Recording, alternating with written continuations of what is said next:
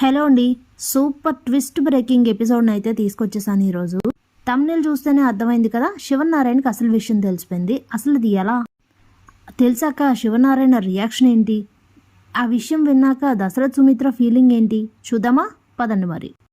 ముహూర్త సమయం దగ్గర పడుతున్న టైంలో తాళి అయితే మాయమైపోతుంది. ఇంతలో అసలు జ్యోత్స్న ప్రమేయం కూడా ఇందులో ఏమీ ఉండదు.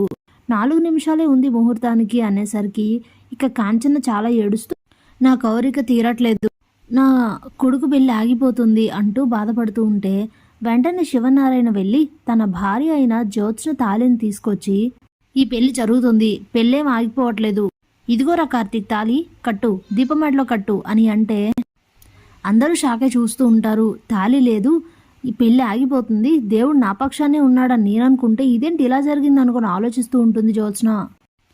ఇంతలో శివనారాయణ, ఈ తాళి నా భార్య జ్యోత్స్న తాళి కట్టు అని అంటే ఇక కార్తీక్ అయితే ఆ తాళి తీసుకొని దీపం మెడలో కడుతూ ఉంటే చాలా హ్యాపీగా ఫీల్ అవుతుంది. నానమ్మ నీ ఆశీర్వాదం నాకు దక్కింది అనుకొని పొంగిపోతూ ఉంటుంది దీప. ఆ జ్యోత్స్న తాళి దీపక్ ఇవ్వడం అనేది సుమిత్ర కూడా అసలు నచ్చదు, కానీ దశరథ్ చాలా హ్యాపీగా ఫీల్ అవుతారు. ఇక తాళి కట్టిన తర్వాత తలంబ్రాలు పోసుకోవడం అలాగే ఉంగరాలు దేవుకోవడం అంతా కూడా చాలా సాంప్రదాయబద్ధంగా జరుగుతుంది. ఇక అంతా పూర్తయ్యాక పెద్దలందరి ఆశీర్వాదం తీసుకుంటారు కార్తీక్ దీప. కొడుకు పెళ్లి నిర్విఘ్నంగా జరిగినందుకు పొంగిపోతూ ఉంటుంది కాంచన. ఇక తంతంతా పూర్తయిన తర్వాత మొత్తం వచ్చిన అతిథులు అందరూ కూడా భోజనాలు చేసి అతిథులందరూ వెళ్ళిపోయిన తర్వాత కార్తీక్ వాళ్ళని చాలా గౌరవంగా 2 కార్ల మీద వాళ్ళ ఇంటికైతే సాగనంపుతారు శివనారాయణ. దీప కళ్ళల్లో అంత సంతోషం అంత ఆనందం చూసి తట్టుకోలేకపోతుంది జ్యోత్స్న. ఇక వాళ్ళు వెళ్ళిపోగానే లోపలికి తన రూమ్లోకి వచ్చేసి చాలా గట్టిగా అరుస్తూ కనిపిస్తున్న సామాన్లన్నీ తీసి విసురు కొడుతూ ఉంటుంది. ఇక పారిజాతం మత్తు పదార్థం కలిపిన పాలు తాగడంతో తను కూడా నిద్ర వస్తుండడంతో లోపలికి వెళ్ళి నిద్రపోతుంది. ఇక హాల్లో సుమిత్ర, దశరథ్, శివనారాయణ ముగ్గురు మాట్లాడుకుంటూ ఉంటారు. అప్పుడే శివనారాయణ, ఏంటమ్మా సుమిత్ర, నీకు ఇష్టం లేకుండా ఈ ఇంట్లో ఈ కార్యం జరిపించానని నా మీద కోపంగా ఉందా అని అడిగితే, అలా ఏం లేదు మావయ్య, ఇదంతా నా కూతురే కదా తెచ్చిపెట్టింది, జ్యోత్స్న వల్లనే కదా ఇదంతా జరిగింది, అందుకే ఏం జరిగినా ఓర్చుకోవాల్సి వచ్చింది, ఏదో అయింది కానీ నాకు ఒక్క విషయం మాత్రం నచ్చలేదు అని అంటే, ఏంటమ్మా అది అని అడుగుతారు. మీరు అత్తయ్య గారు తాళిని తీసుకొచ్చి దీపక్ ఇవ్వడం నాకు నచ్చలేదు మావయ్య అనేసరికి స్టన్ అయిపోతారు తండ్రి కొడుకులిద్దరు. అప్పుడే దశరథ్, అదేంటి సుమిత్ర అలా మాట్లాడుతున్నా, తాలిబొట్టు లేకపోవడం వలన చివరి నిమిషంలో పెళ్ళాగిపోతే ఎంత బాధపడతాను చెప్పు, అప్పుడు మనం ఇచ్చిన మాట పూర్తి చేసుకున్నట్లా అని అంటే, పూర్తి చేసుకోవడమో కాదో అనేది తర్వాత విషయం, అలా అని చెప్పి అత్తయ్యగా తాలిని దీపం మెడలో కట్టమనడం ఏంటి, అసలు అర్హత ఉందా తనకి అంటూ, క్షమించండి మావయ్య, ఈ ఒక్క విషయంలో మాత్రం నాకు ఇది నచ్చలేదు, అందుకే తీవ్రంగా తిరస్కరించాల్సి వస్తుంది, రేపటి నుంచి దీపాన్ని చూసినప్పుడల్లా అత్తయ్య గారి తాలేంటి, అలాంటి మనిషి మెడలో పడింది ఏంటని బాధే మిగులుతుంది, నాకైతే ఏం నచ్చలేదు అని చెప్పి కోపంగా అక్కడి నుంచి వెళ్ళిపోతుంది సుమిత్ర.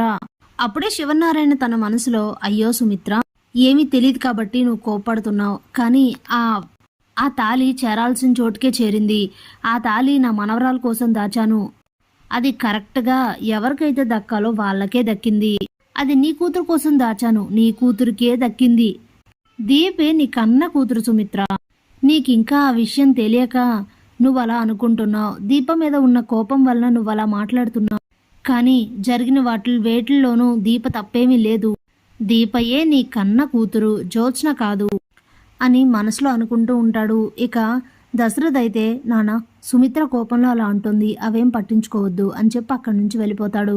అప్పుడే శివనారాయణ జరిగిందైతే గుర్తు చేసుకుంటాడు. దీప కార్తీకులు ఇద్దరూ మాట్లాడుకోవడం వింటారు. నీ కన్న తల్లిదండ్రుల చేతుల మీదుగానే నీ పెళ్లి జరుగుతుంది కదా, నువ్వు సంతోషించాల్సింది పోయి అలా బాధపడకు, ఏమీ కాదు, అంతా మనకు మంచి జరుగుతుంది, ఈరోజు మీ అమ్మ కోపంగా ఉండి నీ పెళ్లి చేసినా గానీ రేపు అది చాలా సంతోషకరమైన విషయం అవుతుంది తనకి, నువ్వైతే బాధపడకు అని పెళ్లి ముందు రోజు రాత్రి వీళ్ళిద్దరూ మాట్లాడుకోవడం అనేది శివనారాయణ వింటారు. ఇక మరుసటి రోజు ఉదయాన్నే ఈ కన్ఫ్యూజన్ అనేది తట్టుకోలేక ఎందుకు ఇలా మాట్లాడుతున్నాడో అర్థం కాక కార్తీక్ని పర్సనల్గా పిలిచి అయితే అడుగుతాడు, ఇదంతా ఏంటి అసలు అని అడిగితే జరిగిందంతా కూడా శివనారాయణకి చెప్తాడు కార్తీక్. పెద్ద షాక్ తగులుతుంది. కానీ చేసేదేమీ లేక ప్రస్తుతానికి ఈ విషయం రహస్యంగానే ఉంచండి తాతయ్య, అన్ని సాక్ష్యాలతో ఈ విషయాన్ని నిరూపించకపోతే మీ మనసులో మీకు సందేహం ఉండొచ్చు, అలాగే సుమిత్ర అత్త ఎంత మాత్రం ఒప్పుకోకపోగా ఇంకా చులకనగా చూస్తుంది, నాన్న మాటలు అంటుంది, అసలు తనని కూతురుగా అంగీకరించదు. అందుకే జ్యోత్స్న అలాగే పారుతో వాళ్ళ నిజస్వరూపాలు బయట పెట్టుకునేలా చేస్తాను. అలాగే మావయ్యని షూట్ చేసింది దీప కాదని ప్రూవ్ చేస్తాను. ఇవన్నీ జరిగిన తర్వాతనే ఈ విషయాలు బయటకు వస్తాయి. అప్పటి వరకు మనసులో పెట్టుకున్నానైతే చెప్తారు. అదంతా గుర్తు చేసుకొని నా భార్య తాళి చేరాల్సిన చోటుకే చేరింది అంటూ చాలా పొంగిపోతూ ఉంటాడు శివనారాయణ. Thanks for watching.